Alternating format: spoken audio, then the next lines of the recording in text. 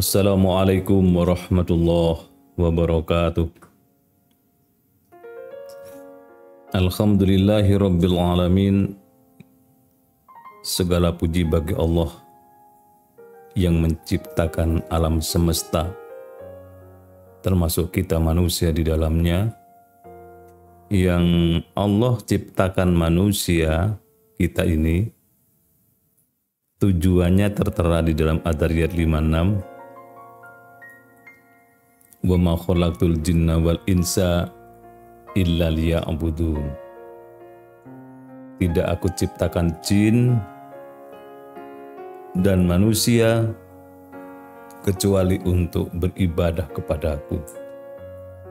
Ibadah dalam makna yang sangat luas, bukan sekedar sholat, tapi seluruh aktivitas yang kita lakukan yang diniati untuk mencari ridho Allah, maka bernilai ibadah. Apa saja yang kita lakukan. Mungkin orang melihat yang kita lakukan sifatnya duniawiyah, keduniaan.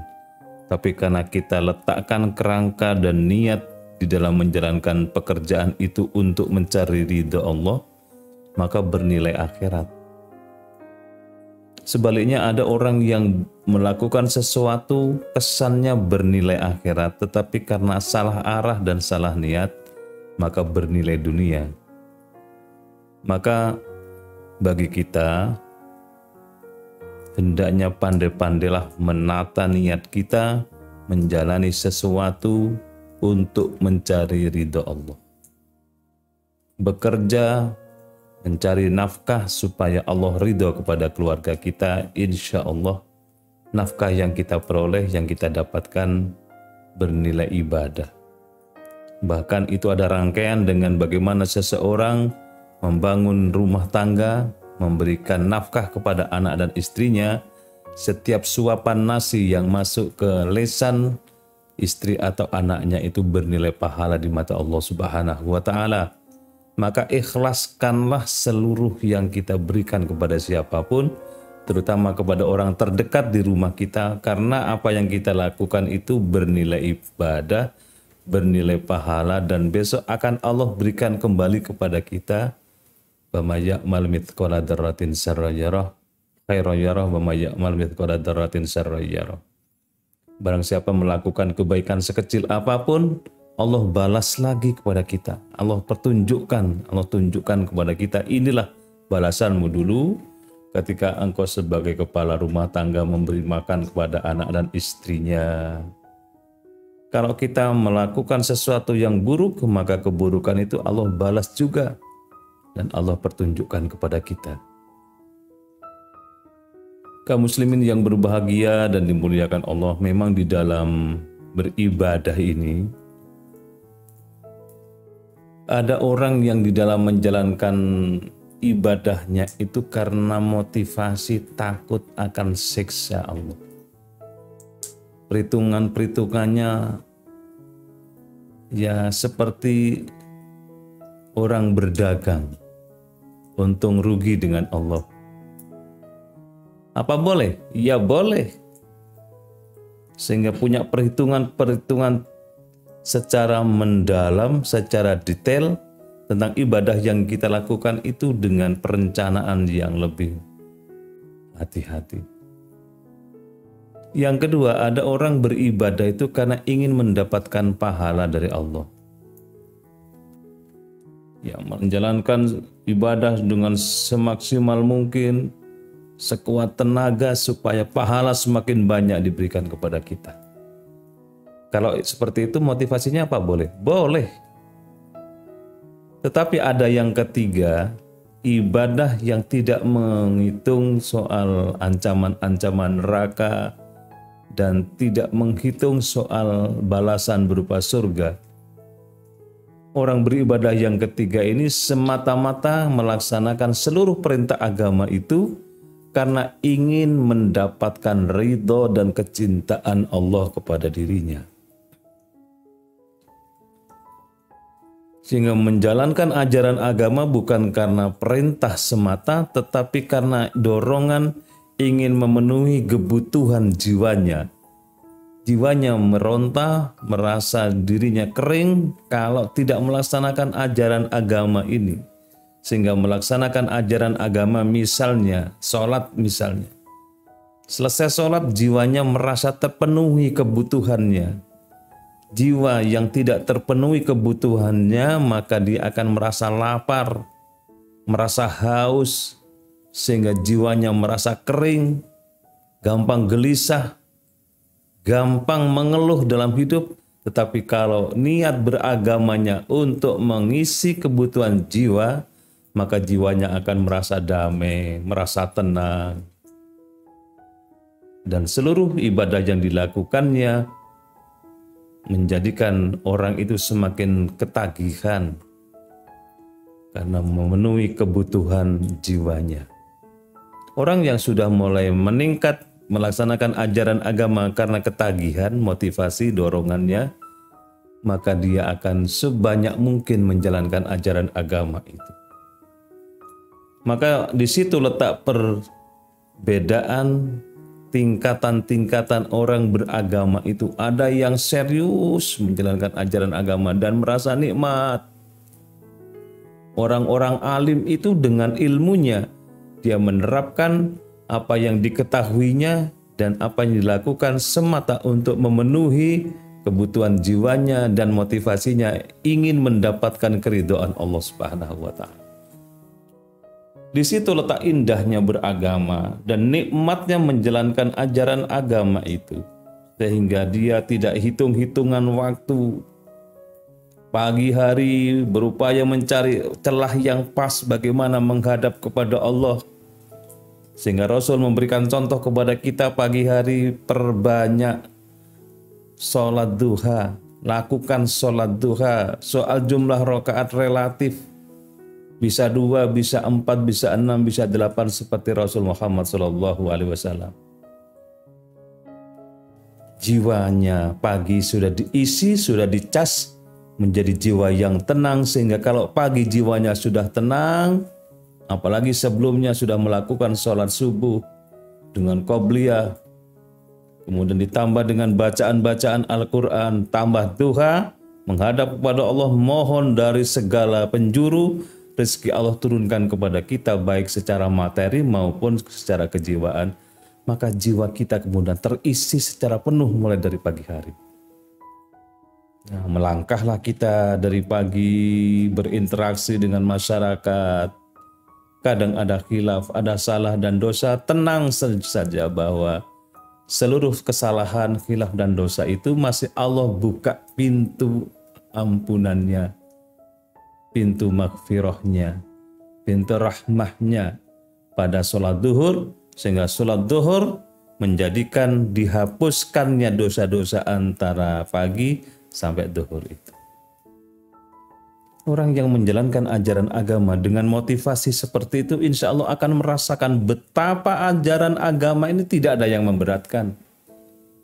Kalau terasa berat karena kita masih belum terbiasa saja. Tapi kalau kita sudah terbiasa menjalankan ajaran agama dengan jiwa yang ikhlas, jiwa yang penuh kesungguhan, dorongan ingin mendapatkan keridhaan Allah, dan disadarinya bahwa itu semata-mata untuk memenuhi kebutuhan jiwa kita, maka di situ klopnya perasaan antara semangat nilai ajaran agama dengan keinginan jiwa kita untuk terus menjalankan ajaran agama. Ketemu di situ, maka kita akan merasakan betapa ajaran Islam, ajaran agama yang kita peluk ini benar-benar cocok dengan keinginan jiwa setiap orang. Maka belakangan kaum muslimin yang berbahagia dan dimuliakan Allah Subhanahu wa Ta'ala, banyak orang menemukan damai dalam agama ini. Banyak orang merasakan betapa agama yang Allah turunkan melalui Rasul Muhammad SAW mampu menjawab kebutuhan hidup dunia ini. Orang-orang yang gelisah diobatinya dengan agama. Orang-orang yang seolah-olah ada persoalan yang tidak kunjung selesai, agama menjawab. Terapinya zikrullah, perbanyak ingat kepada Allah, baca Al-Quran, mohon ampun dari salah, khilaf dan dosa. Pelan tapi pasti seluruh persoalan kejiwaan itu akan terjawab. Kaum muslimin yang berbahagia dan dimuliakan Allah Subhanahu wa taala, itu antara lain betapa agama yang kita miliki ini yang Allah nyatakan innad dina indallahil Islam, sesungguhnya agama yang Allah cintai adalah dinul Islam. Ketemu dengan jiwa kita yang hanif, yang penuh dengan kelembutan, kemudian cocoklah dengan motivasi beragama, ingin memenuhi kebutuhan jiwa, maka di situ kemudian jalan menjadi lempeng lurus menuju satu titik, yaitu keridhaan Allah Subhanahu wa taala. Kaum muslimin yang berbahagia dan dimuliakan Allah Subhanahu. Ini yang pertama yang harus kita tanamkan, bahwa beragama bukan karena takut siksa, itu boleh. Beragama bukan karena ingin mendapatkan pahala, itu iya. Tetapi ada yang jauh lebih agung, jauh lebih anggun, yaitu beragama ingin mendapatkan keridhaan Allah, kecintaan Allah, dan ingin memenuhi kebutuhan jiwa kita masing-masing.